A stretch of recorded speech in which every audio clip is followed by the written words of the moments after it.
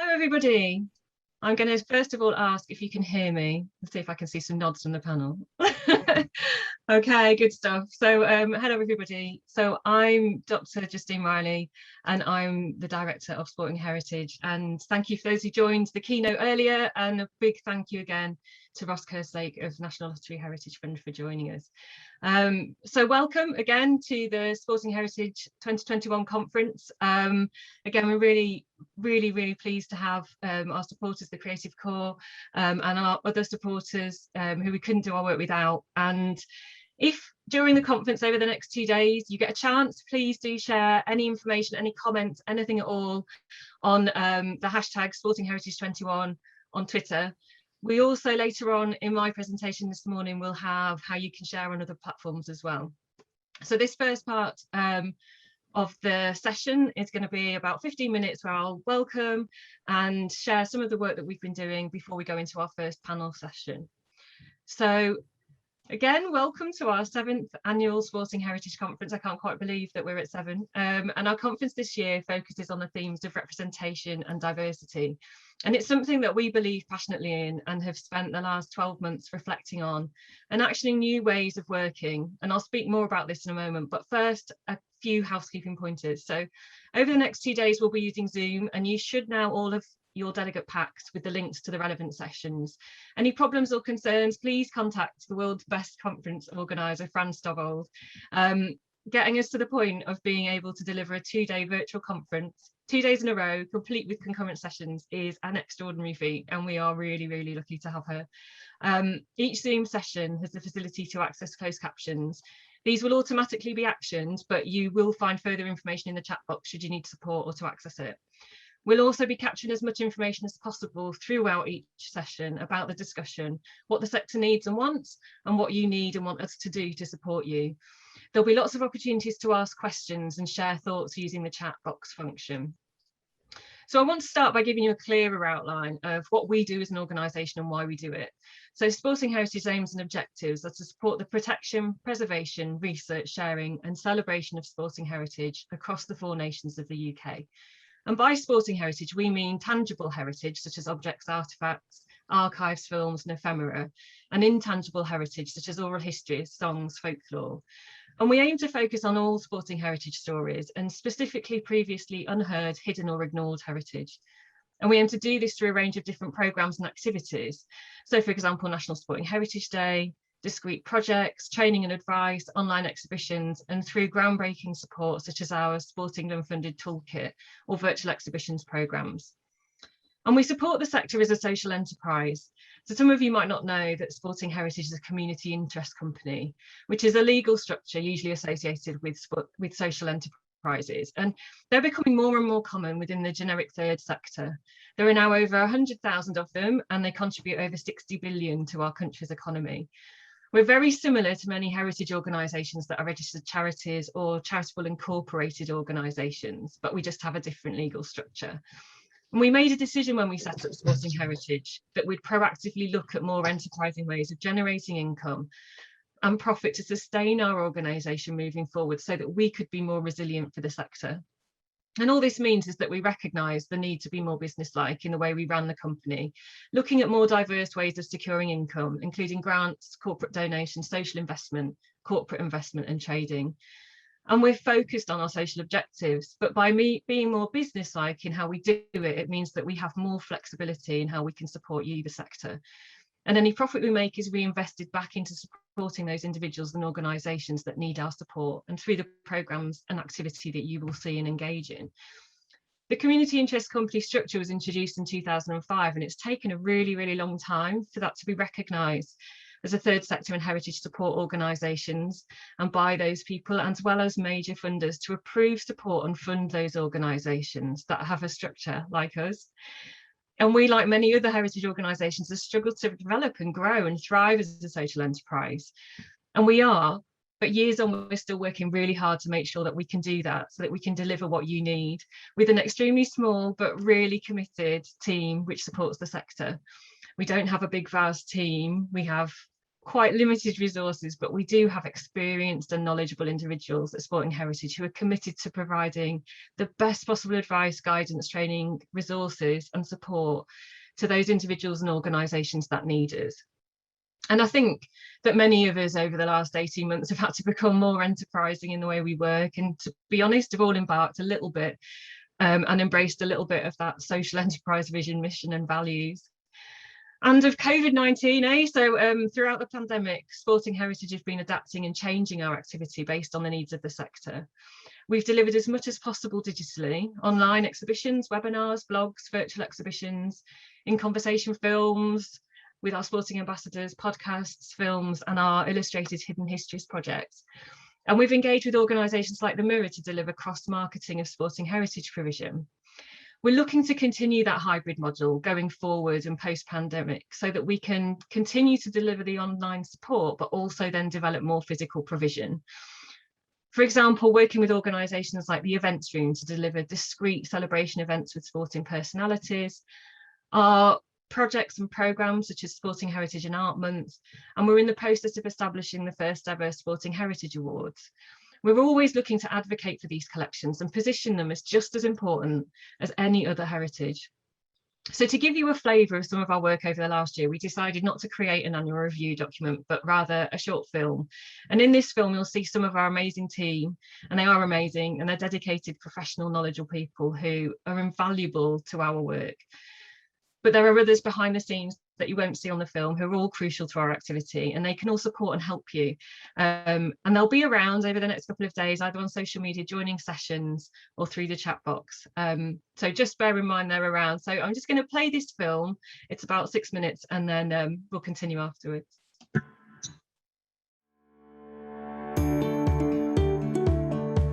Over the last year, we've done so many different projects and programmes, and we're really proud to be able to share those. There's still a long way to go, but this gives an idea about some of the different activities that we've been delivering and developing so that we can support the sector across the 4 nations of the UK to understand better about how to look after collections, to share them and make sure that they're representative. A lot of the work that we've done has been responding to COVID. We've been trying to ensure that we can deliver the programmes digitally and virtually. Some of the things that we've developed have included the virtual sports museum, some examples of how you can develop your museum space so that you're sharing it digitally, and that can be rolled out over the next year with other organisations so that people can visit their museums and look at those collections without having to physically be there. The Hidden Histories Illustrated project was created in response to COVID-19 and many museums struggling to create online activities for families. We decided to create these ourselves. I illustrated a range working alongside 50 museums across the UK. They sent me a range of beautiful archives, photos and objects for me to then illustrate and create games, worksheets, colouring sheets, matching games to print off or to play digitally. All of the organisations that I've worked with, they've really benefited in some way, so awareness of their collections, and also they've learned how to work with artists themselves. Since the beginning of the pandemic, we have run a series of webinars on topics ranging from the care and development of collections to top tips on how to plan your oral history project, how to check the accessibility of your web presence, to how to track and monitor your audiences. All of our topics are drawn from the needs of our membership and will continue to be so. The online format has allowed us to bring together members from across our network in a way that just hadn't been possible with previous physical activities. I've been involved in 2 specific elements of the work of Sporting Heritage during 2021.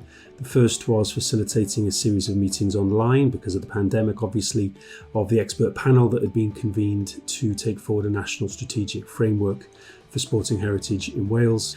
The second element was taking a lead on the production of the podcast output for Sporting Heritage that brings together, a great many people from the sector to share their experience and their knowledge. And there's also been a training course and online resources made available for people to get a start with their own podcast media as well. And it's been great to see people like Katie Holmes making a start with her own podcast around running.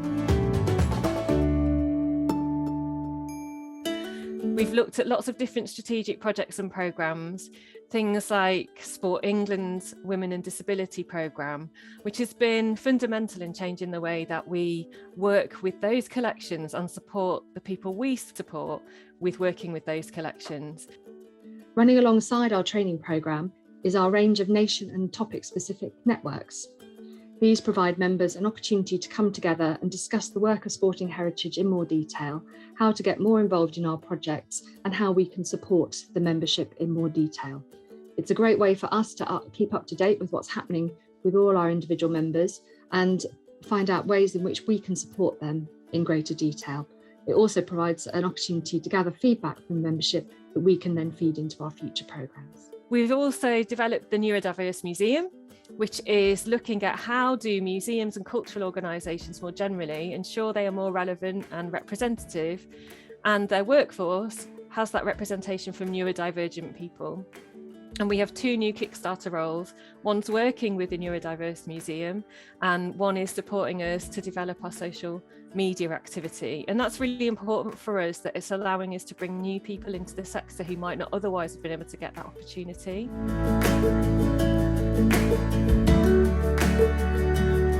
We've also developed and delivered again this year National Sporting Heritage Day, which had so many different people involved and sharing their stories and sharing their collections. And we are so proud of that programme, which grew out of the Olympics in 2012 and is just going from strength to strength. We've been doing lots of work to increase diversity and representation. We have a programme looking at ignored heritage. We know that Black, Asian, ethnic minority communities are underrepresented within the heritage record generally, and that is reflected across sporting heritage. And that programme has been looking at why is that and what do we need to do and how do we need to change to ensure that shift can happen. We've also been looking at LGBTQIA+ programmes. How do we ensure, again, that we make sure that the collections are representative and are sharing all those different stories that have previously been hidden from the historical record. So we'll be carrying on with the majority of the projects that we're currently delivering. We'll be continuing with lots of our networking activity and workforce development programme, lots of development on diversification and representation across collections and how we support the sector to do that. We'll also be continuing our Neuro Museum programme. We will be looking at how do we support through discrete projects. So for example, sporting heritage and art, so that those collections can be looked at in different ways to support the different organisations that we work with to develop what they do. So our theme for this next couple of days is representation and diversity. And over the last 12 months, we've been working to better understand the true picture of sporting heritage across the UK. Our role as the sector support organisation is to look at the sector, understand the gaps and needs and develop work, whether it be research, training programmes or projects which fill those gaps and needs. And we've understood since our inception really, and nothing brought this into sharper focus than the Black Lives Matter movement, that sporting heritage collections are largely reflective of heritage as a whole. And that is white, middle class, straight, male, able-bodied, neurotypical men. And that isn't acceptable. It isn't acceptable for heritage and it isn't acceptable for sporting heritage. And much as there are pockets of excellent activity across the sector, the overwhelming representation within collections, audience and workforce is still not reflective of our society.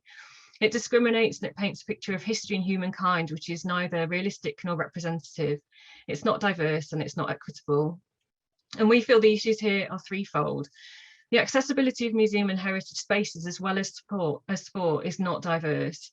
Research tells us all the time that on the whole, the audience and participants are white, economically wealthy, straight and able-bodied. And so even though there have been countless activities and huge investment in changing this, and as we'll see from the evaluation session later on today, on the whole, this hasn't changed. But why hasn't it? And part of that is the reflection and representation of our collections and provision isn't diverse. We've delivered a number of research and action programmes over the last couple of years, looking specifically at the diversity of collections, and largely those collections aren't diverse. So people of colour, neurodivergent people, disabled people, trans people don't see themselves reflected within the provision. And part of that is the workforce. And so to the workforce, the heritage sector has traditionally been elite. I've lost count of the amount of times I've tried to argue that curatorial skills can be learnt from the age of 16. You don't need a master's qualification. That isn't what should grant you a key to access the heritage kingdom. Because if it does, we rule out 90% of society as part of our workforce before we even start. And if our workforce isn't diverse, then neither is anything else that we do. So Sporting Heritage recognise that within ourselves as an organisation, as well as across the sector, and we're trying to change that through a range of different programmes, and one of those we'll talk about in a moment. But part of it as well is through things like the Kickstart programme, bringing in 18 to 24-year-olds who have excellent skills and potential and just need the chance to show it. But there's such a long way to go, and you only have to look at the representation of the workforce within our conference. We represent the rest of the sector. It is changing, that's clear, and our conferences are different in terms of the representation from even 2 years ago, but it's nowhere near good enough. And so over the last 12 months, we've delivered these range of programmes that you can see on the screen to start to address this, not just to understand what's happening and why we're not doing what we need to do, but to ask really specific questions about what's wrong and why it's wrong and what do we do to change it, and really importantly, who can help us do that. And all of that's now feeding into our strategic plan. And this conference will be crucial in providing more guidance and support for our next phase of work. But I really want to assure you that we aren't complacent. We will listen, we will work hard, and we'll recognise when we get it wrong and work harder still. So that's just to give that kind of context of why that's the focus of this particular conference. I'm just going to ask if you can still see that, and nod if you can, and you saw it, brilliant. So the conference aims and objectives. We run our conferences every year, and they are absolutely crucial to the development of sporting heritage as an organisation, but also the sector, because they allow us to ensure that what we do is driven by what is needed out in the sector. We listen to the voices of what people want, we listen to the gaps, and we try and work to fill those gaps and support. So this conference aims and objectives is to share that knowledge, information, ideas, and allow all of you to do the same with each other. We know that the power of the network is massively important. Most of the information and support is out there. It's ensuring that we can make sure you can all meet together. We want to understand where the sector wants to move to. What is it you need and what is it you want to do? What are the key opportunities and the threats to that? And how can we help to support that and remove the threats? And to develop really practical ideas and actions to meet the sector's aims and objectives. I go to lots of different conferences and meetings where people have brilliant conversations and discussions, but they end there. Our aim for our conference is always that it pushes us forward into the next stage of development. And to create networks and outputs which meet the sector's needs over the coming years. So continuing with the work that we already do, but then also thinking about what is missing and what do we need to put in to change that. And the conference format this year, we've listened for the last couple of years of how can we make it so that people can discuss more and share more. So instead of the traditional lots of people having presentations, there will be still some of that, but largely we will focus on discussion and panels so that people will talk about what the key issues are. There'll be lots of opportunities for you to talk and share that information as well. Please use the chat box. Please do tell us what you'd like us to talk about within the panel sessions. And lots of opportunities for feedback and sharing throughout. And again, use our hashtag SportingHeritage21. Share anything that you can on Twitter. We will pick it up and we will talk about it where we can. And there'll also be an evaluation that will be sent around afterwards. So please do fill that in. We absolutely use it to look at what do we do next year and also what do we do throughout the year. So the main focus in terms of the format is going to be, where are we now? What does this tell us about what we're doing? What do we need to do next, and who can help us achieve it? And they're going to be the main focus points of what we're looking at. So to the conference programme then. So coming up today, we've got our first session in a moment looking at the diversity of sporting heritage, which is specifically relating to Black, Asian and other ethnic minority diversity. Later this morning, we'll have two concurrent sessions, one focusing on the importance of sporting heritage within memories, and the other looking at the Neurodiverse Museum and the representation of neurodivergent people across the sector. This afternoon, we begin with our Nations Network, starting at 1:45. So please join us to discuss UK-wide activity, but also the specific support and activity within each nation. And then we have concurrent sessions looking at the ever-important role of evaluation, measuring impact, and an introduction to our groundbreaking Sports England-funded Sporting Heritage Toolkit, which is basically everything you ever wanted to know about looking after sporting collections, but we're afraid to ask. And this is followed by 2 more concurrent sessions with a focus on our PhD research programme, where we'll be joined by students discussing their research and also how to develop collaborative activity between cultural institutions and academic institutions. And a session with our amazing heritage champions, the people that are taking a lead in the sports clubs and governing bodies to look after heritage and share it. And finally this evening, join us and our in-house illustrator, who's been working with us for this last year, Jess Hartshorn, for our annual social and a draw along, which I'm really excited about. Now, I won't talk through tomorrow. I'll let tomorrow's chair, Hugh, talk you through some of the programme in the morning. So make sure you join us again at 9 for another brilliant keynote with the Paralympian and gold medalist, Danny Crate. So this is me. If you want to get in touch with me, please do drop me an email. Really happy to hear from anybody working across the sector. These are also our social media links across Facebook and Instagram and LinkedIn. Again, share information on there. Please do tell us what you think today and throughout the rest of the year, so that we can keep in touch with you and know what it is that you want and make sure that that drives what we do. So that's it for me for the moment. I'm going to introduce the panel, the people that you've been seeing sitting with us here, and then we'll talk through the next session. While the panelists are introducing themselves, please do think about any questions that you have, drop them into the chat, and we will start to look at what we can ask throughout this next session. So I'm going to ask each of the panelists to introduce themselves. So can I start with you, Kris? Thanks, Justine. So hi, everyone. My name's Kris McKie.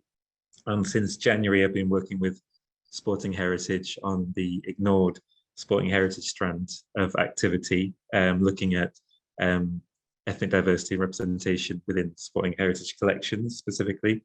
So a little bit about me. I'm an archivist by background and have worked in heritage for about 15 years now. My day job, I'm head of collections at 7 Stories, National Centre for Children's Books up in Newcastle, where much of my work is centred on representation in children's publishing. For example, I'm leading an ongoing project exploring Black British children's publishing at the moment, engaging a wide number of writers and illustrators in the project. And we recently produced a podcast with Newcastle University looking at the history. I'm also a freelance heritage practitioner, and my work is largely focused on inclusivity and celebrating diverse perspectives on the past. So, for example, a recent project I worked with homeless charity Crisis, looking to explore the history of Newcastle from the perspective of people who've experienced homelessness. But since January, I've been working with Sporting Heritage on the ignored sporting heritage strand, and we produced a report back in May, which drew on the input of a range of people, including heritage organisations, grassroots sports clubs, charities, community groups, anti-racist organisations working in sport, and academic specialists, to get a sense of what the current situation is within sporting heritage and the degree that sporting heritage represents different communities, and to establish what opportunities there are to do further work and to improve this representation. We tried to take quite a cross-sectoral, holistic approach. So we didn't just speak to people who work in heritage. We spoke to people who work across different organisations, different sectors, to try and get a sense of the perceptions on sporting heritage, and also where they think links can be made and where opportunities exist to make connections.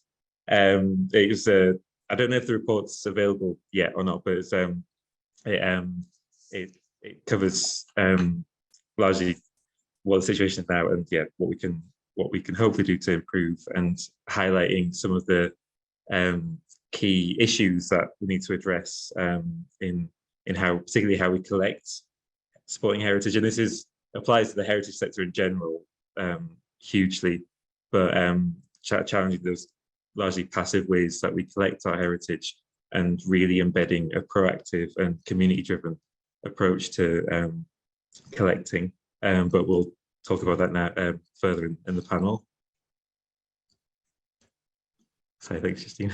Thanks, Kris. Yeah, that's brilliant. And yeah, we'll definitely look at those specifics around the work that Kris has been doing and what that's telling us as an organisation, but also for the sector. So I'm going to go across my screen, and Amerdeep, you're next. Morning, everyone. Hi, I'm Amerdeep Panesar. I'm currently undertaking a PhD at the University of Leicester and Marylebone Cricket Club based at Lords. Currently, I'm doing a full-time job. I'm a community investment manager at Places for People. So I've been working in the grant-giving sector, helping charities up and down the country with things like homelessness and domestic violence. But I'll kind of go into a few months ago, I got a call from Kris, and it kind of reignited my passion in this area. As you know, when you take on a job, your focus kind of sometimes goes away, especially because I've been doing my PhD part-time. But Kris called me about the ignored heritage that he was talking about and what the sector can do to sort it, and it kind of reignited the fire to sort of come back in. So definitely wanted to mention that. But in terms of heritage, I started by helping out in projects that were to do with the First World War commemoration, and that kind of began because I remember as when I was younger, often I remember there was a day when children brought in their war medals, and my parents had given me war medals, and I'd realised they were different to every other child's war medals. They were like from the 1800s. They were not First World War or Second World War medals, and I realised then something was maybe a little bit different. And I remember like 5 or 6 years later, I tried to track down. I got hold of these medals and I saw them, and I thought, oh, these are different, and that's kind of what kind of drew me to think about heritage. And I was involved in, and from then when I was doing my undergraduate degree, I kind of any kind of it kind of all lined up because of the war commemorations. I kind of tried to get involved in any projects. So I was involved in some national projects called Empire, Faith and War. They had a museum at SOAS, and then I was also involved in smaller projects. There was one in Halifax, which looked at how to commemorate the war through classic Indian dance, which often we think about heritage in the classic ways through war memorials, but this was a chance for me to explore how different communities commemorate outside of kind of like, let's just say we have norms in England of how we commemorate things. So again, it just got me thinking about the different ways that commemoration and people remember, different communities remember things. And most recently, as everybody probably knows, I've been undertaking a PhD in the history of British Asian cricket. We saw with, I think it was in 2016, the ECB, the governing body of cricket in England, announced that 1/3 of grassroots players are of South Asian descent, and in areas such as West Yorkshire, they think that number could be as close as 45%. And mine was essentially understanding the development and history and heritage. And unfortunately, it's something that's not really been covered. So the best way to collect that was through oral history. So I kind of, as best as I could, I tried to go up and down the country and explore the key people in British Asian cricket and collect oral histories. And where possible to collect sort of cricket ephemera or anything to do with clubs and anything that kind of survived. And I've been putting that into a PhD, and once that's completed, all that will be put into the MCC archive. So yeah, thank you, Justine. Oh, thanks so much, Amerdeep. Crikey, that is some amazing heritage, like your own personal sport and heritage. I'm definitely going to come and talk to you more about that. And also the PhD that you're exploring at the moment. And I know you're in that crucial hideousness bit at the end. You'll get there, it'll be fine. That's going to be so valuable to the sector. There's so much learning in there, both in terms of the process you went through, but in terms of the subject matter. Yeah, I can't wait to read it and learn more about what you've been doing. So thank you. Thanks for joining us as well. And we can talk more about that in a moment. So Laura, you're next. I'll let you introduce yourself. Hi, so I'm Laura Crossley, Head of Content at the National Football Museum, where I oversee collections, exhibitions and community work, so formal and informal learning. I've worked here since November 2019, can't believe it's nearly 2 years. So I've worked in the sector actually since 2009, and before that I did a lot of community and schools work in Manchester and then in Norfolk. Before working at the Football Museum, I was at Oxford University Museums and the National Trust. And with the National Trust, I was really quite heavily involved in their diversity scheme and looking at kind of different narratives and diverse perspectives about the sites that we were working with, which I thought was really important. I also spent 9 years as a museums consultant, where I did audience development, evaluation, partnership working and programming. And a big thing I did was sort of consultation with diverse audiences to feed into big National Heritage Lottery Fund applications to make sure that the projects that came out the other end and that were made real were kind of built on diverse perspectives, which I think is really important. I also have a PhD from University of Leicester, so Amerdeep, I totally get that writing up stage. Good luck, it'll be cool. It's so good when you're finished. So my PhD, I looked at museum community engagement practice in 2013 and 14 at the kind of height of austerity and all of the cuts, and how community engagement could be resilient in times of kind of financial crisis, which has actually proved to be useful, unfortunately, continually, especially with the current situation. But I am really, really for kind of embedding community engagement and community working within museums. So the National Football Museum itself moved to Manchester in 2012. The mission of the museum is all about sharing stories about football, and its social mission is equal opportunity to enjoy football. It aims to portray all aspects of football and reflect the material culture of football as well. The collections cover the experiences of clubs, players, officials, supporters, and people at different levels of the game. And it's really important to us to not just be about the elite men's game. We've made really big steps forward in looking at all aspects of the game, grassroots level, supporters, and also we have a pledge that 50% of our content is going to be about women's experiences of football. That's online and on-site content. And we also think intersectionally. So obviously it's important to think about diversity from all angles and appreciate that. Oh. Sorry. So the collection has over 40,000 objects relating to football, including programmes, fanzines, trophies, equipment, art, photography, and objects relating to fan behaviour, culture and activism. And at the heart of our future collecting and what we're really focusing on now is looking at the social impact of the game. So really focusing on kind of collecting contemporary experiences of football, contemporary fan culture, experience of LGBTQI culture in football, and also experiences of people of colour as both fans and players of football. We're also, as I said, aiming to increase our representation of women's football in the game. So yeah, I'm really excited about talking through this in more detail and hearing the experience of other panellists as well. Thanks, Laura. Crikey, yeah, there's so much that the Football Museum are doing and so much that you've done previously in your work that is really relevant, and I'm really looking forward to hearing more about that. Dan, it's over to Dan. I should let everybody know that there's a few technical hiccups. I mean, it wouldn't be an online conference without that happening. So hopefully you're not seeing much of it, but you may have heard a little bit of it there. And also I have a massive apology for Dan, who has a slide, but I don't think we can share it. So again, we might put that on later, Dan, with my film that we also couldn't share. So over to you, Dan. Yeah, thank you very much. Yeah. Okay, yeah, so as the delegate pack shows, my name's Dr Daniel Kilvington. I'm a senior lecturer in media and cultural studies at Leeds Beckett University. My area of focus is very much on race, ethnicity, racism, anti-racism within sport, but also looking at media and new media as well, particularly looking at social media, which I'll talk to shortly.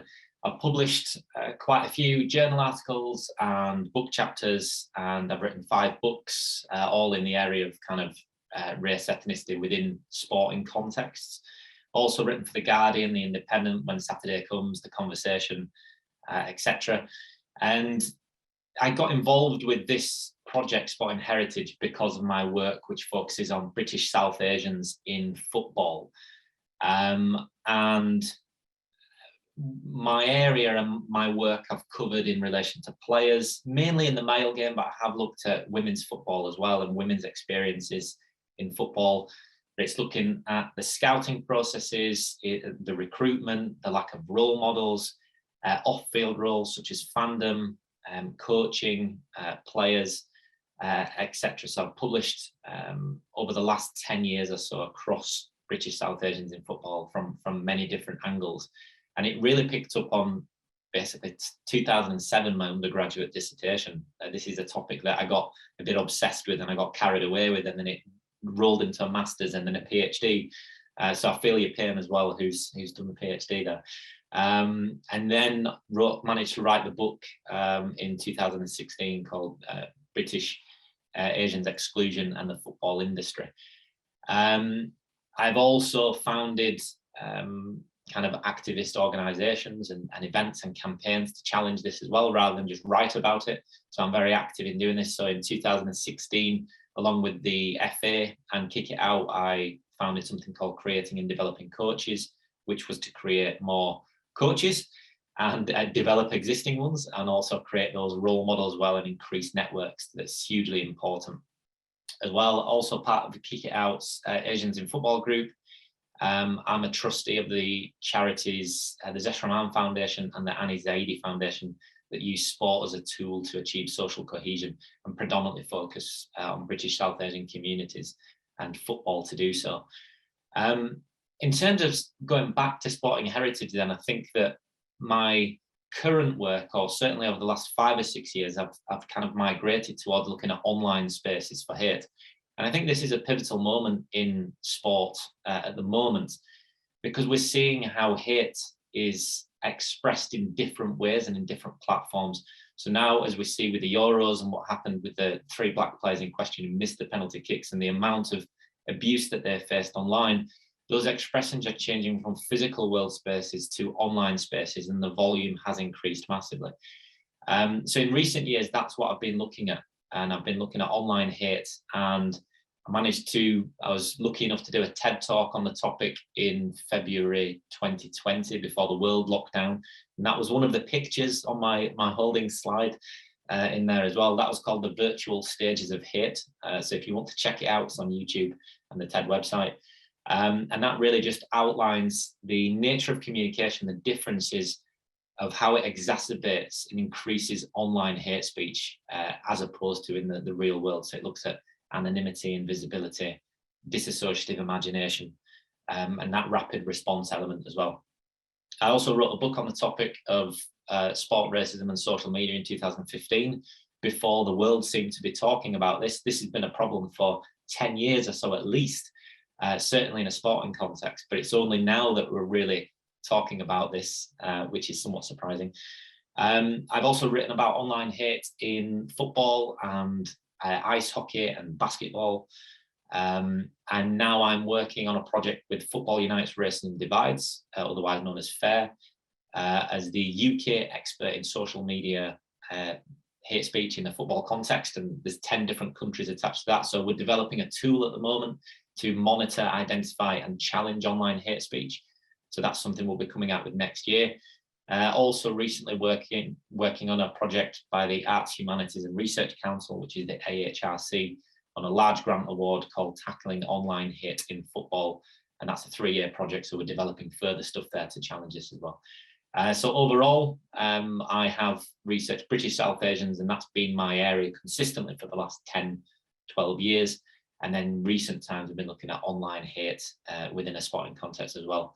And I'm very much an action or impact research, and not just writing about it. It's about doing it as well and trying to challenge it as best I can. Thank you. Oh, thanks so much, Dan. Oh, music to my ears. Yeah, definitely. Action is so important. And listening to what you've been doing and achieving and the relevancy to that work in sport and heritage, I'm really interested to hear more about your comments as we discuss this, because looking at it from the sports perspective and looking at it in terms of that online element as well is so relevant to what we do and how we deliver our activity, and there's so much crossover, we can't unpick one without the other. So yeah, thanks again for joining us, and thank you to the panel for introducing yourselves. So before I stop sharing this screen so you can actually see the panel properly, I'm going to just talk about how we're going to frame this discussion. So first of all, I want to think about the situation now, where sporting heritage is now, and the things that we've been doing as a sector, the things that aren't working, why they might not be working, or things that are working. And then think about the problems through the lack of representation in the sector. What are the barriers? What are the inequalities that are represented? How do communities engage with sport at a local level, and how does that impact on sporting heritage? And then finally, we look at the opportunities and the challenges going forward. So what do we have to do to change the situation? How are organisations trying to challenge this? What can we learn about that? And I know the panel will be able to give us lots of examples about the kind of things we can think about doing, and what aren't we doing, and what aren't we discussing that we need to start thinking about. So I'm going to stop sharing my screen, and I'm going to ask the panel to reflect on the first part of those 3 questions. So where they see the sporting heritage sector today and the current practice taking place. And I'm going to ask for somebody to start us off. Who'd like to go first? It's going to be you, Kris. It's for you. You can just stop share. So this is largely based on our research for the report produced earlier in the year. So I guess my specific insights aren't as rich and in depth as, say, Dan's or Amerdeep's or Laura's. But what we tried to do, as in the report, was to kind of get a perspective on the entire sector, to a degree. And in terms of the situation now, I guess some of the challenges that we identified were kind of related to the way that sporting heritage has developed in Britain. And Amerdeep summed it up really concisely in a conversation we had. Sorry, Amerdeep, I'm aware you've just dropped out and come back in again. But I think Amerdeep said something along the lines of the history of sport in Britain is a history of institutions. In that sporting heritage tends to kind of gravitate around those organizational, institutional histories of sport. Which always isn't necessarily the case in other countries or other communities, where sport might have a much more kind of social connection historically. So I think the challenge that presents is that the inequalities that are present in professional and elite sport kind of tend to get reflected in sporting heritage, but B, those communities that aren't necessarily part of that established framework of sport, or aren't perceived to be part of that established framework of sport. Like, for example, grassroots British Asian football clubs tend to get overlooked in the capturing of heritage. Another challenge we identified was that heritage organisations tend to, this is again heritage organisations as a whole, not sporting heritage specifically, but tend to have a strongly kind of passive approach to collecting, which creates a little bit of a kind of feedback loop in terms of who's represented in collections. Because if you're not already represented, there's no encouragement to, I guess, share your perspectives and your collections, your histories. And lastly, the way sporting heritage is perceived by other organisations is a big challenge at present, in that sporting heritage still doesn't really get taken as seriously as it should in organisations beyond the sporting heritage sector. I mean, as everyone here will attest to, there's huge potential for sport to talk to issues on race, migration, community. There's vast kind of insights there to be gathered from the history of sport across communities, but those tend to get overlooked in organisations that don't have a focus on sport. So we looked at, for example, organisations that aim to reflect diverse ethnic communities, such as the Black Cultural Archives, George Padmore Institute, the Institute for Race Relations, their archive, and none of them had any material of substance on sport, despite the fact that there's so much that sport can say about the histories of communities. So yeah, that was that was what we identified as a kind of the situation now, and how that's, I guess, perpetuating the absence of diverse voices in sporting heritage. I'll pass on to someone else who I'm sure can. Thanks, Chris. Would anyone like to come back in? Discuss your thoughts. Justine, please, could you just repeat that? Sorry, I had a few technical difficulties. Could you just repeat the question? Sorry. Oh, Like you said, it's no conference without. It's not. I'm just glad that you came back. Thank you. So we're going to look at 3 different kind of sections, and we're going to start with what's the situation in sporting heritage now. So what are the key kind of things that are happening? What's not working? And are there any good examples of how it could work better at this moment in time from what we can see? Well, I wanted, I'll sort of follow on from that. I mean, I think, especially with my most recent project, working with the MCC Library, Archive and Museum, obviously, it was a collaborative doctoral award, my PhD, and when obviously I had access to one of the largest cricket archives in England, if not in the world, but not obviously the content around grassroots British Asian cricket was not really existent in that collection as it isn't in many collections anywhere. So it's obviously such a big part of what English cricket is today, and like I think you were mentioning earlier, Justine, how is it reflecting how Britain has changed? How can archives sort of reflect what Britain looks like today, and what that collection looks like? So all histories is sort of like one of the easiest ways to do it, because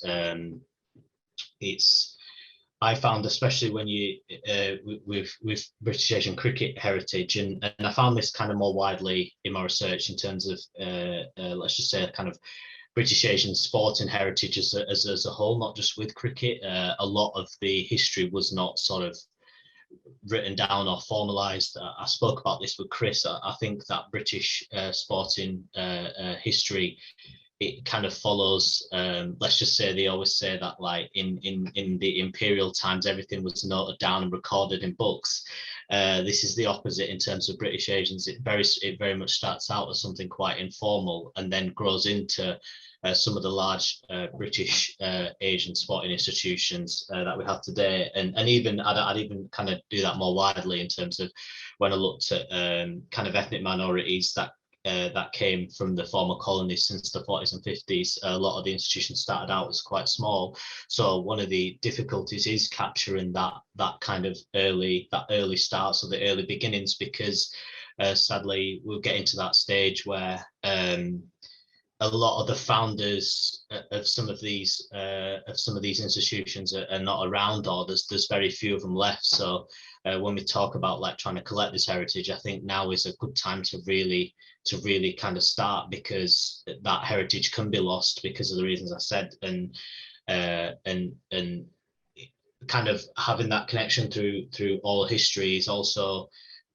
We often talk about people don't get a voice, and I know I've said this to Kris and everyone that knows me, I keep having on, sporting heritage is a way of engaging with people, because when, let's just say, in a non-sporting heritage context, when people are just trying to engage with sport more regularly, there's a lot of mistrust.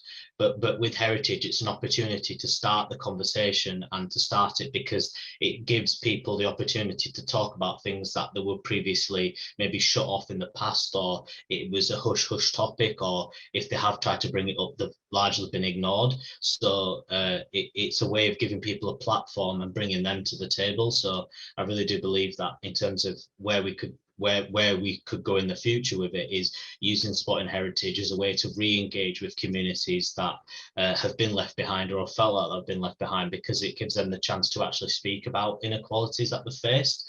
So yeah, that would be what I would contribute. Oh no, that's brilliant. I'm making copious notes here, not just for me for the future in terms of how we're developing the organisation, but in terms of like, summing up what you're all talking to us about here, for what we can learn. And Dan, I think you had your hand up. Yeah. Yeah. I can definitely follow on. I think Amerdeep said it fantastically well there. The term hidden figures obviously jumps out as in the film Hidden Figures, and I think that's what we're talking about here, especially in terms of British South Asian histories in terms of football as well. It also goes to that analogy, you can't be what you can't see, and the importance of role models and pioneers is so important to flag up and highlight, and I think that's where heritage is really important to consider. At this moment in time, we're and rightly so, we are trying to decolonise the educational curriculum. We're also trying to decolonise our sporting histories as well. And by doing that, it changes attitudes as well, and especially those in powerful positions, if they're aware of the enjoyment and the love for sport from communities that have been excluded and ignored, then obviously that's going to be a powerful change.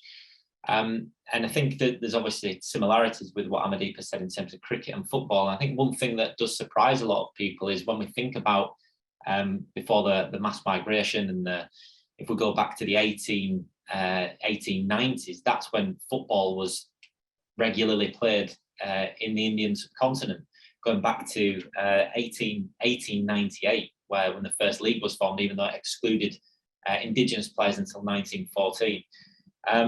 And just, I'm going to read a little bit out from this book, not to plug my book, but there's, I think it's quite interesting. So we go back to 1911. Okay, and this is, again, not many people would know this, but 1911 we had the age of Mohun Bagan, which was a Bengali team. And in 1911 they played the British military's East Yorkshire Regiment in the final of the Shield competition. And it was in front of a crowd of between 60,000 to 100,000 people who attended that football match. So again, this shows the popularity of football, and it wasn't something that was alien concept to those who migrated across. It was something that was popularly played and part of that culture for decade upon decade before. And a local newspaper report after Mohun Bagan had beaten the English military, the British military's East Yorkshire Regiment, in a Bengali newspaper called the Nayak. And the report said, Indians can hold their own against Englishmen in every walk of art and science.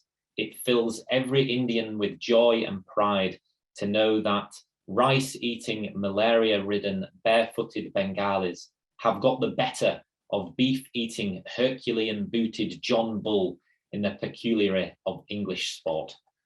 So these are histories that we don't know about, and that love and that passion has come across. And now, Amerdeep, you gave some statistics in terms of cricket, and interestingly, a lot of people would still say, "Oh, cricket is the number one sport. It's traditional," but cultures move on, things change, and we get progressive generational difference. So if we go back to 1991, Manchester Metropolitan University did a study, and they actually found that 60% of Bangladeshi boys, British Bangladeshi boys, were playing football regularly. I think it was 43% of young Pakistani boys were playing football regularly, and 37% of young Indian boys were playing football regularly, compared to 47% of young white British boys playing football regularly. And that's from 30 years ago.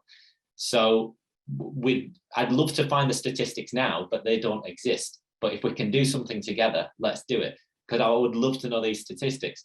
And that would then, for me, once again, really disprove this notion that it's an unimportant subculture. It's cricket's number one, it's not important, education's more, etc., etc., etc., which have dripped down into those of institutional figures to prevent them from actually challenging this and acknowledging that as an issue. On Dan's point, actually, this is something that came out of my research, and I think it brings up a good point, which is when I started researching cricket, there's this assumption that cricket, people, when they think about like football's spiritual home is Brazil, people think the spiritual home of cricket is India, and you've got assumptions that cricket has been played essentially since the British had took it there. But one of the most interesting points is when I actually went and spoke to British Asian cricket communities, a lot of them actually responded to me saying that I didn't know what cricket was till I came to England.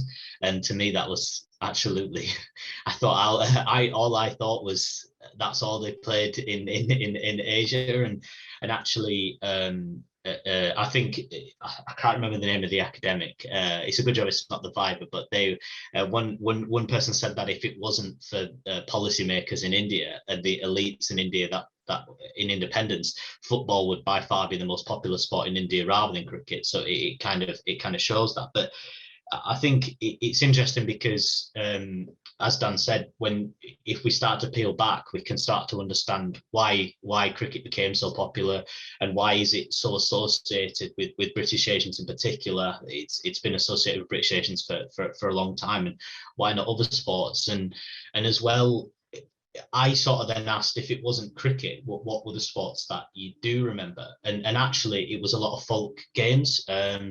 When we look at where British Asians in particular have migrated from in India and Pakistan and Bangladesh, they usually came from some of the more rural areas. The assumption is that they kind of come from all of India and all of Pakistan, but actually, especially in an initial wave from the 50s, 60s and 70s, and even still to this day, they come from still very few areas. So for example, like Kashmir in Pakistan, Punjab in India, Gujarat in India, and the Tamil community in Sri Lanka, Sinhala in Bangladesh. There's very few regions where they've come from.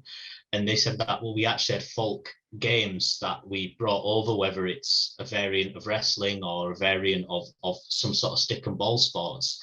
And they were actually played on the street, but that's all kind of lost now because they all play sort of like Western sports, if you like.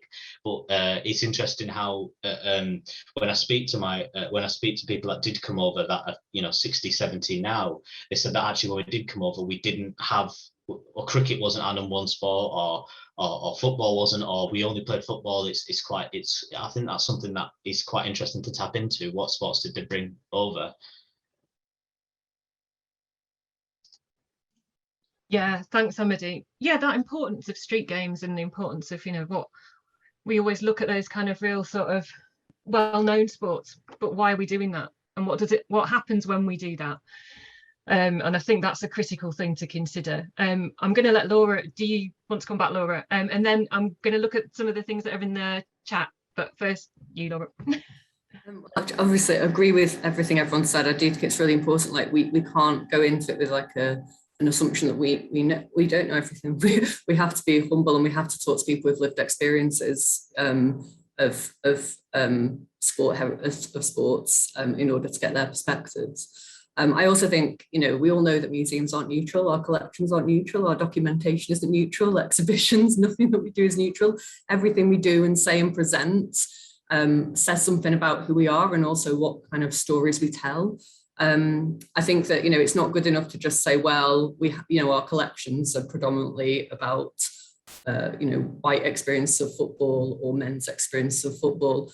That is true at the moment, but that's why we have to work especially hard to balance that out and make sure that we're not just telling those stories.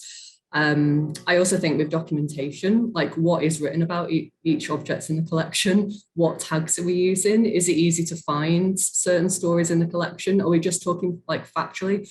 Are we talking to our communities about their experiences and including that in our documentation? So what's being passed on to future generations is diverse perspectives and not, just white people saying what they think about the objects. I think, as you said before, and I'm really conscious that like I'm a white person on this panel, and that partly is because the heritage sector is extremely undiverse, and I really wanted to acknowledge that. I think there is a lot we have to do about improving diversity in the heritage sector itself. I think, as Kris said, I think it doesn't help that elite sport is also very, very undiverse in the people that work there. But that's no excuse for museums to just say, oh, well, never mind. This kind of takes work and you've got to be committed to that. And I think that is about kind of inclusive recruitment practices, and it's about genuinely trying to build talent pipelines. It's absolutely not about giving kind of precarious contracts to people of colour and diverse peoples. And we have to be really, really careful not to do that. I think one challenge we have is in digital collecting, and there's often not a lot of capacity to collect digitally, but I'm really aware that a lot of the things that happened around the Black Lives Matter movement and racism in the Euros, a lot of that material was actually digital. And so we've made steps to collect that, but I'm really conscious that, we need to improve that as well. And in terms of collecting, again, it all takes capacity, doesn't it? But we really proactively do contemporary collecting. We have to. It's all about It's all about us showing contemporary issues in football, because that is tomorrow's heritage, and that's how we tell the stories of today, in the future. So we've, I would have felt like it would have been a dereliction of duty for us not to collect objects around the Black Lives Matter movement in football or around racism in the Euros. We've collected stuff around the mural that was created for Marcus Rashford. It's really important that we are very, very proactive in our collecting. And also, I suppose with that challenge, I'm sorry, you can hear the hand raise in the background maybe. One of that challenge is that, and this I guess relates to my PhD as well, that a lot of things like this are, community work or things that are seen kind of outside the core. Why are they seen outside the core? We always use funding. We often use external funding. We can't do that until we get external funding. Well, that is a political with a small p decision to not centre this at the heart of your practice and to make it something that's just external and we only do if we have particular funding.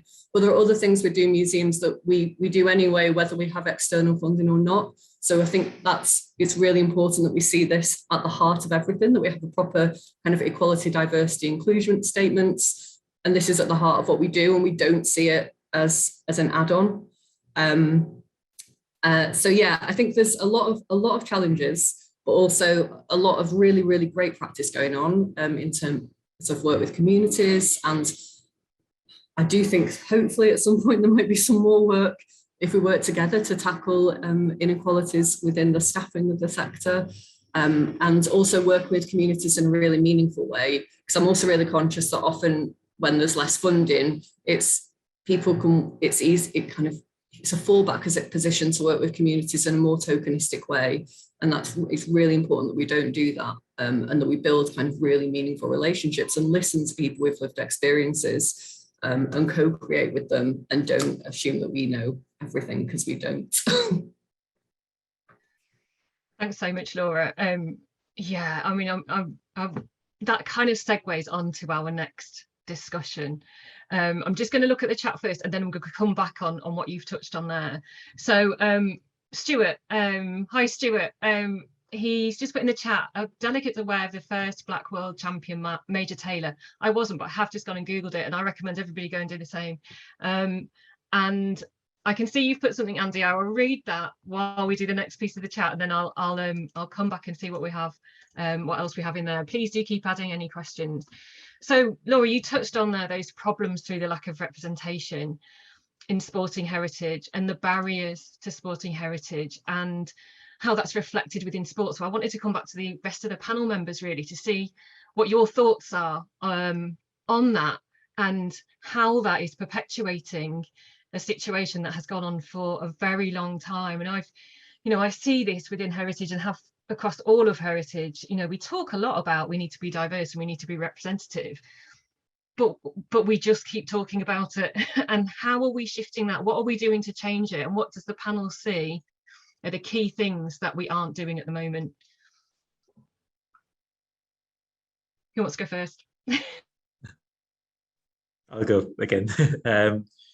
So yeah, I mean, I think just Amerdeep, and I think Dan also touched on the point, which really kind of came across in lots of the conversations we had around the report and in the reading we did around the, I guess, the urgency of capturing that heritage now. A lot of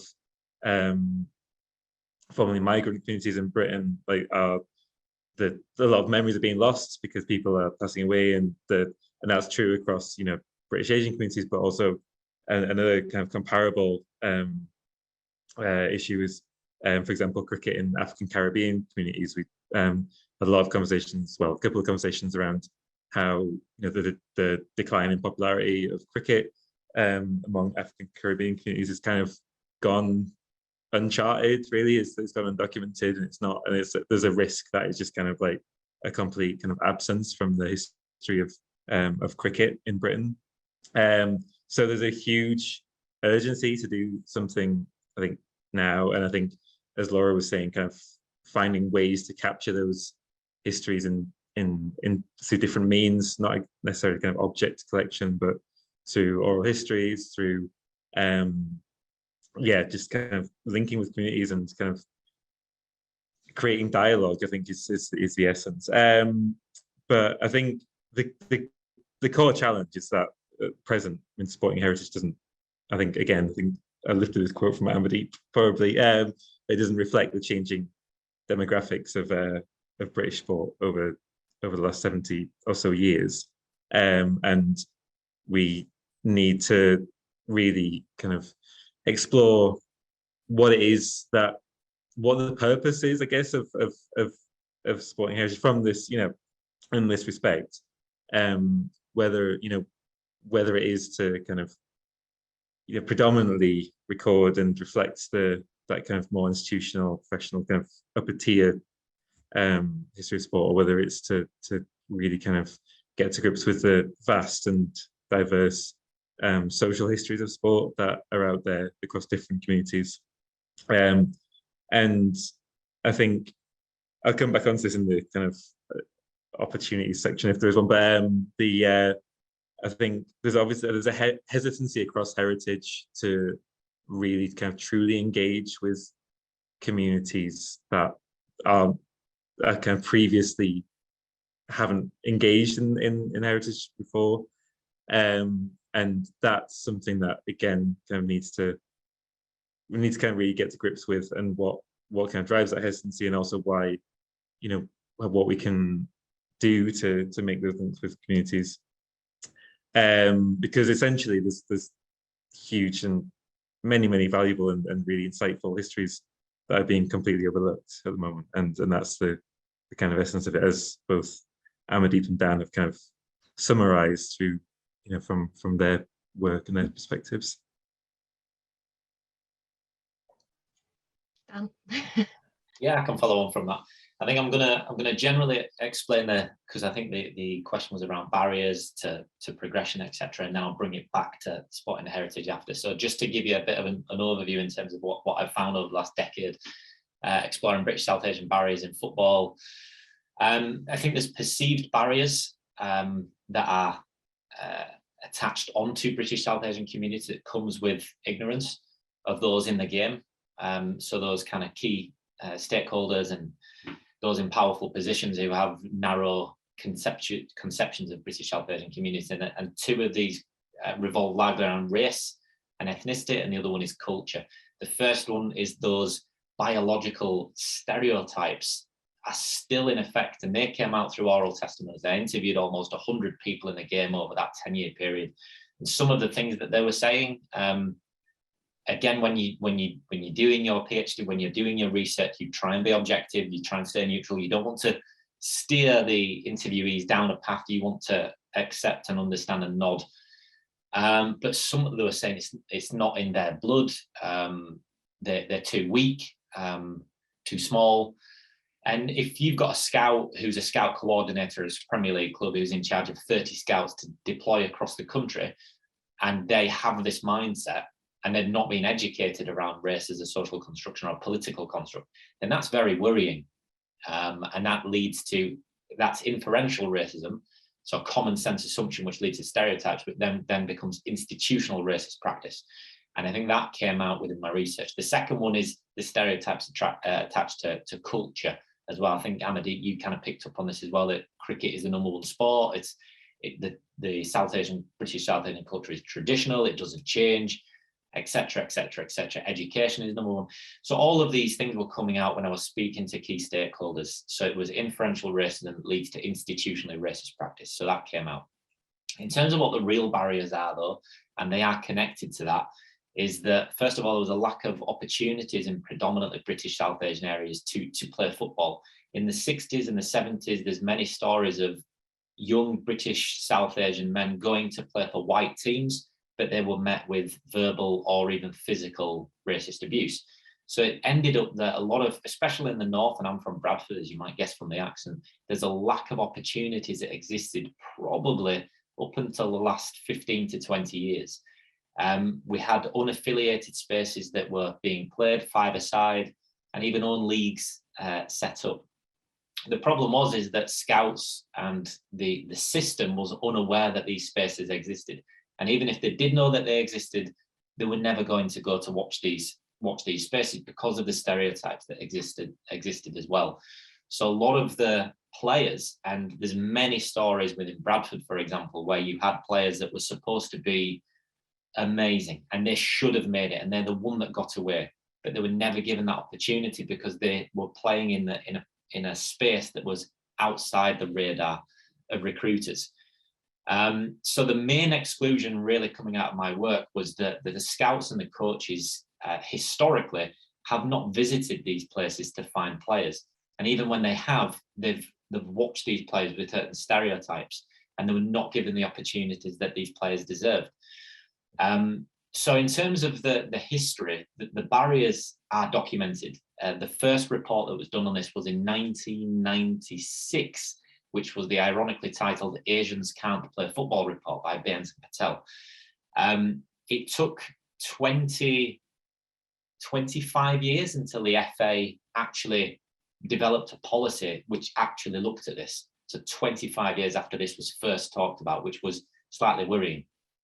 And we have the data, we have the information. There's myself, there's Arti Ratner, there's Dan Birdsey, there's Baines and Patel, Baines and Yahal. A lot of people have been writing about this for many years. So the information is there, the literature is there, the barriers are well documented. And that should really be used to underpin some kind of educational curriculum content to be delivered to those in powerful positions in the game. And what's also important is we've got to change the narrative, because we talk about the problems, we talk about the issues, we talk about the barriers, but at the same time, we need to celebrate the positives of what's going on and celebrate this history in the face of adversity. We have comments even in the last year from Greg Dyke saying that British South Asians, they do work for the FA, but they're all in IT. That's not helpful. We don't want that being perpetuated time and time again. We need to celebrate the history, celebrate the past, understand how that shaped the present and shaping the future, and what we can do as agents of change, but also as key stakeholders, what they can do to change the system, and celebrate those role models in the process. And I think if we culminate all that together, then we'll move in the right direction. Hey, thanks so much for that, Dan. Crikey. I can already see there's so much potential for Sporting Heritage to be doing some of that proactive, positive, celebrating, sharing that, those stories and that work. And I mean, you know, when you say things like that, you know, 25 years it took them to consider. I mean, sometimes, you know, it's mind-blowing, isn't it? Thank you. I'm just going to ask you a question that's in the chat from Andy. Thanks, Andy. Hiya. So Andy's saying, to him, the debate this morning brings up a similar question. So saying, is it enough to make our sporting heritage more representative and diverse? Or is there something more that we should be doing, which is challenging hate and prejudice? And to me, I think that those two things are kind of absolutely central and they need to work together. But I wondered what the panel would like to say to respond to Andy. Might be you, Laura. Is it you? I can go. Yeah, I mean, I totally agree. I was just writing down, I think that, you know, we know that from kind of museum sector surveys that museums are really trusted spaces, and that gives us an amazing platform via which to change attitudes and values. We know that, you know, the National Trust Prejudice and Pride programme, I saw the evaluation of that, and it really did change some people's attitudes towards towards LGBTQ issues, which, you know, we can make a real difference. I also think, you know, a 21st century museum, it isn't enough just to say, oh, we represent everybody. We do have to be anti-racist. Like that's just a modern value, isn't it? Like if we're not anti-racist, then we're racist, aren't we? So I think it is really, really important for us to practice anti-racist practice, tell those stories. I also really, really agree with what Daniel said, that it is also about celebrating. For me, I know that the Football Museum isn't there to kind of force people to participate in football, but one amazing outcome for me is if any single person from any background came into this museum, they would feel inspired and welcome in football, like they can participate as fans or in, you know, playing the game or as backroom staff or whatever it might be. That's what I want to show. And we can't do that unless we show that football can be welcoming. I don't think we know that, you know, sporting bodies aren't very diverse, but as I said before, it's not good enough for us to just go, oh, well, you know, we'll just mirror that. We can't do that. We have a really, really important role to play in hopefully making the game kind of more welcoming. And I'm completely cracking down on racism. I think it's really important. Like, there was no way that we couldn't talk about what came out of the Euros. Like, as much as there was positive things celebrated about the Euros, there was, you know, the racism was absolutely terrible, and it would have, as I said, been a real dereliction of duty for us not to talk about that. So absolutely, I think we have to be very explicitly anti-racist, and museums need kind of anti-racism statements, and that needs to be at the heart of our practice. Thanks, Laura. Dan, come back to you. Yeah, I'll just jump in. I completely agree with what Laura said. I think that increasing representation or challenging hate, I don't think it's one or the other. I think that they go hand in hand. So by increasing representation, you are educating, and therefore the knock-on effect should be about challenging hate and prejudices that exist and discrimination that's acted out. And exactly as we said before, I think you're either anti-racist. It's not enough to be non-racist. If you're non-racist, you're complicit in the system. You've got to be agents of change. You've got to do what you can do and use your influence however you can. Call it out whenever you see it or hear it, whether it's institutionally or verbally or, you know, whatever it might be overtly. I think a lot of people then wonder, how can I make a difference? How can I be an agent of change? What can I do? I'm only one person. It's a systemic thing. And that's right. But for example, I've just written a chapter that comes out on for tomorrow, and it's basically a chapter that looks at how to deliver an anti-racist football coaching session or an anti-racist coaching session. Now, I've written that with a colleague of mine, Asad Qureshi, who works at Sport England. He used to work for the FA, and an academic at the Open University, Jim Lusted. And in writing that project, we thought that the FA or other key stakeholders out there would have resources already in place that we could draw on about how to deliver anti-racist coaching sessions. And the answer is they don't. So we couldn't find anything that currently existed about how to frame and create a session or a group of sessions for a group which is diverse in an anti-racist way, in an actively anti-racist way. Which was quite staggering because we thought that would have existed. So we stumbled across something, probably being naive, thinking this would exist, and it doesn't.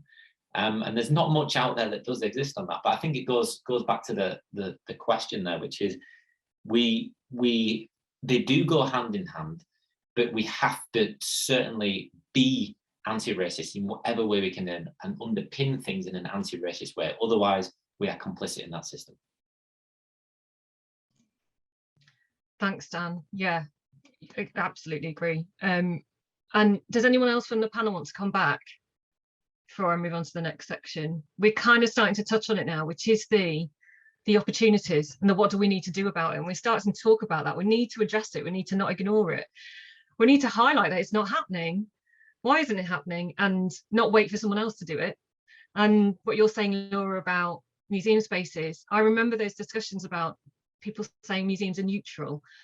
That happened maybe sort of 15, 20 years ago. People saying they're safe, neutral spaces. Well, actually, we've got a responsibility as museums to be sharing stories that stop people or allow people to listen to the narrative, allow people to look at different stories, allow people to understand different perspectives and reflections, and to raise these issues.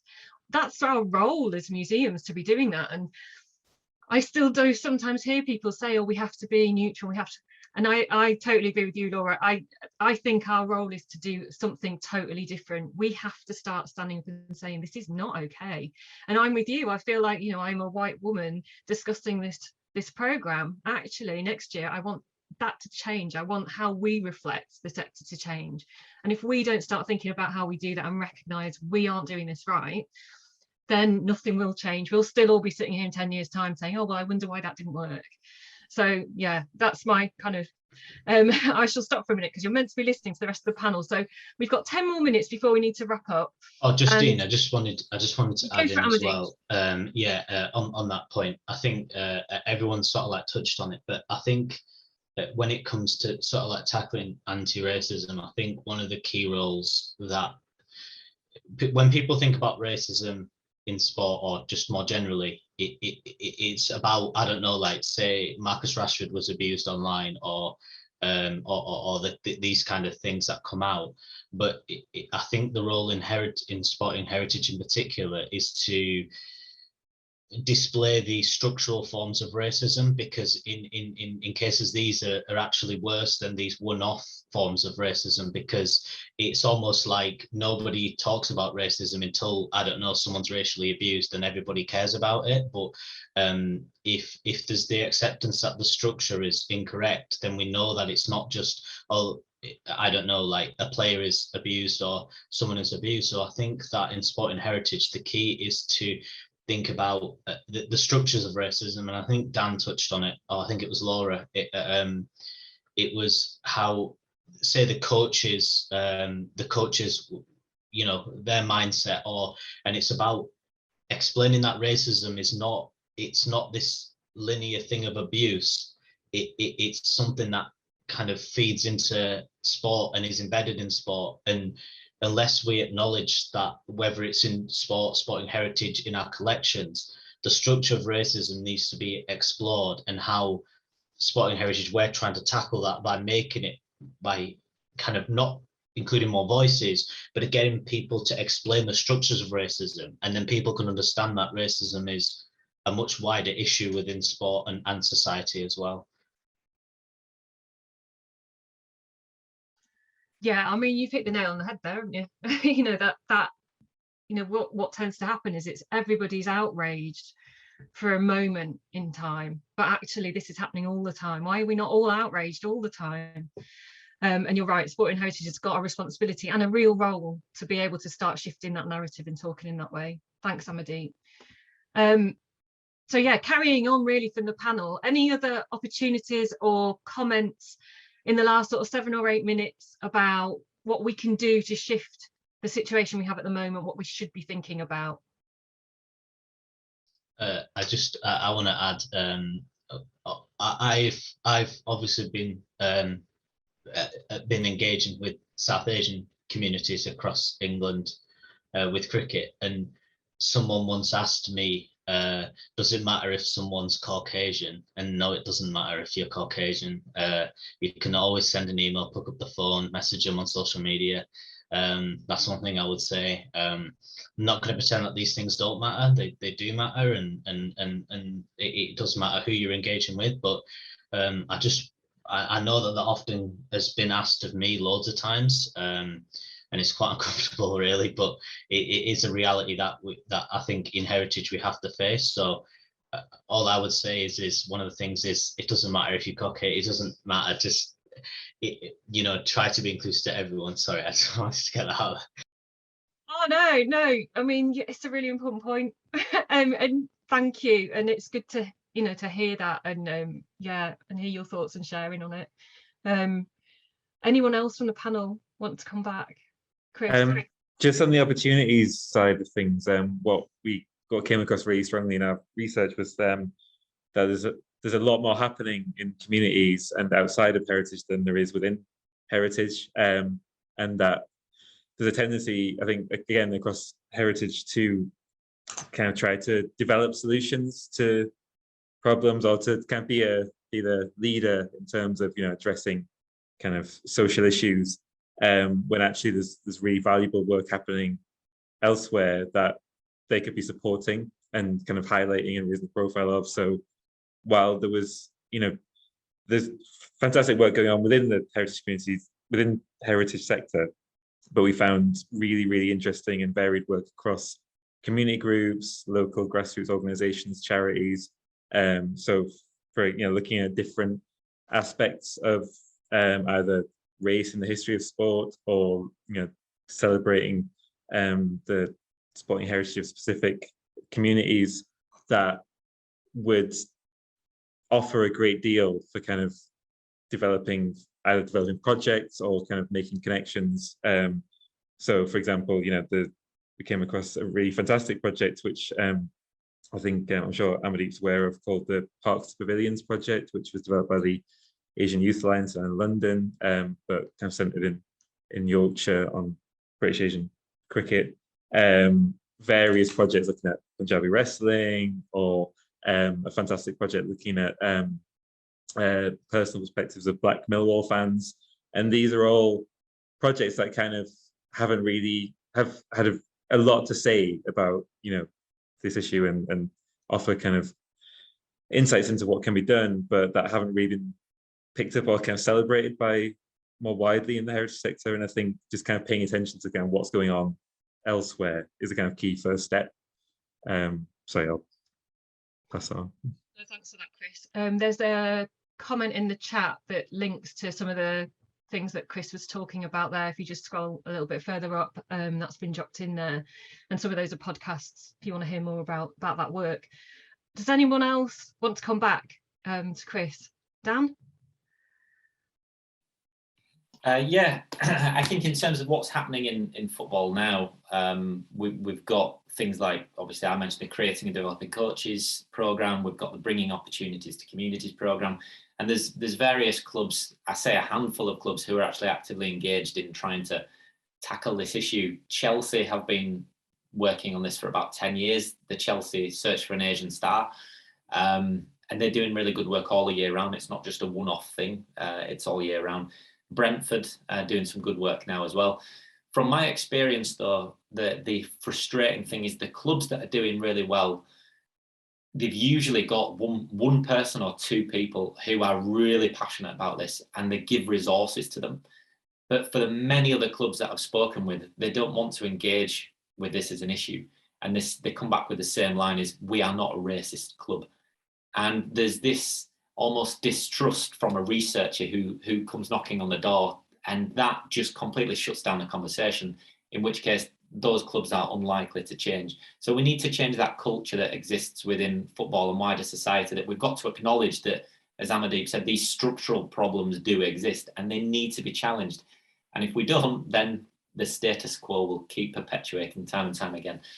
In terms of what can happen then, just to kind of sum up, I think one is building relationships and building those networks is absolutely crucial for excluded groups and key stakeholders. The second one is, by doing that and by creating those networks, we create opportunities and we work together to understand what those opportunities look like. So they're symbiotic and they're co-created almost. And the third one goes back to what I've said previously, is it's celebrating, it's changing that narrative, it's looking at the positives, it's building role models, celebrating those pioneers. And I think that's where sport and heritage can play a massive part in doing so. Thanks, Dan. Laura, Amerdeep, any last comments? No. I just feel empowered. I just totally agree with everything that everyone's just said. I also think, and this is going to sound like me being my boring museum person, but I do think policies are really important. Like, you know, have it in your collections development policy that you're going to go and actively collect. Don't just say, oh, well, we're just reactive and that's what we are. I think it's really important to have like policies in place internally to make sure that, you know, you are, collecting very diverse things, and also policies around, you know, making connections with communities. It's not something that takes a week. It's something that's an ongoing process. There's got to be work put into creating relationships. It's not for communities to make themselves feel welcome in our spaces. It's for us to make people feel welcome and engage with people on their own terms as well. And that doesn't just take a week or two. That's an ongoing process. And also, as Dan said, working with those strategic partners, like we do lots of work with Show Race and the Red Card and Kick It Out and bodies like that, which is really important and adds a lot to our work. And yeah, kind of don't be discouraged. Like, it's all about taking action, isn't it? And small steps lead to really great things. Justine, can I just add one last thing? Sorry. It was just on Laura's point about engaging, especially with ethnic minority communities. Often we hear the word gatekeeper and this, and I think when you're engaging with communities, you'll often find the one person that can kind of give you access to the kind of the rest of the community. I know it's easier said than done, but these people are out there, and if you can get them on side, they will sing the praises of your project better than you ever can to the community and reach out through their own networks. So yes, these things don't happen straight away, but if you can build those links, sometimes that engagement can start by having a champion within that community. So it's about like persistence and finding out who that person is, and that can really open out a lot of people to you. Thank you. Yeah, I mean, absolutely, isn't it? It's about just going and starting and trying, and then building that trust. Like you're both saying there, it's not enough to just kind of bury your head in the sand. We're doing it already, or we don't need to do it. We have to do this. We have to start that process and then learn as we do. Before I thank the panel, I just want to sum up on some of the things that we've been discussing, and thank you for questions and comments in the chat. We will save that and share, and if Fran isn't planning to do that, she's probably now like silently shouting at me. So the things we've discussed, looking at across the sector, so that lack of diversity that's perpetuated. If you're not involved, you can't get involved. That there are good examples, and so things like using oral histories, making heritage more accessible, making it easier to share that heritage, making it a more trusting process, and looking at how sporting heritage is a way of engaging with people and giving them a voice. I've got that as a quote, Amerdeep, because that is essential, isn't it? Sporting heritage is that way of engaging people, giving them a voice and allowing people to share what they have, and using sporting heritage as that brilliant way to build that trust. And then the importance of things like folk games and lived experience and raising up hidden figures, thinking about museums not being neutral, and thinking about spaces not being neutral, and how we're talking about collections and who's interpreting them. Things that you said, Laura, how are we sharing these collections? What are we saying about them? And then thinking about why we aren't representative.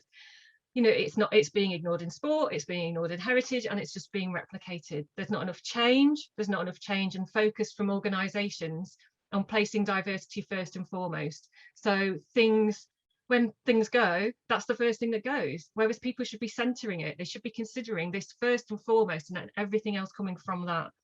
And sporting heritage not reflecting the changing demographics of British sport, urgently needing to capture memories and to try and remove the hesitancy from the heritage sector. What drives that hesitancy? Understanding that more, and understanding how we can change that.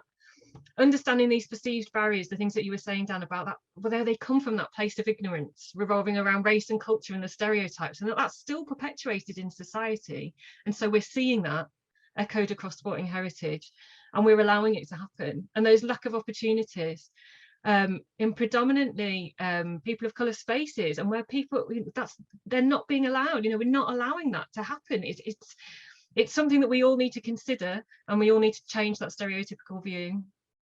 And when we talked about the opportunities and celebrating the positives of the history in the face of adversity, and things that you were saying about making sure that that museums and places where collections and heritages are places of trust, they're anti-racist, they're diverse, they're welcoming, increasing representation and challenging hate, making sure that goes hand in hand, and thinking about how personally we make a difference. So I just wanted to say a really quick thank you to all of the panel, Amerdeep, Kris, Laura, Daniel, and thank you to all of the delegates. Join us again for the next session at, I think it's 11:15. You'll have it in your delegate pack, and I'll see you soon. Goodbye.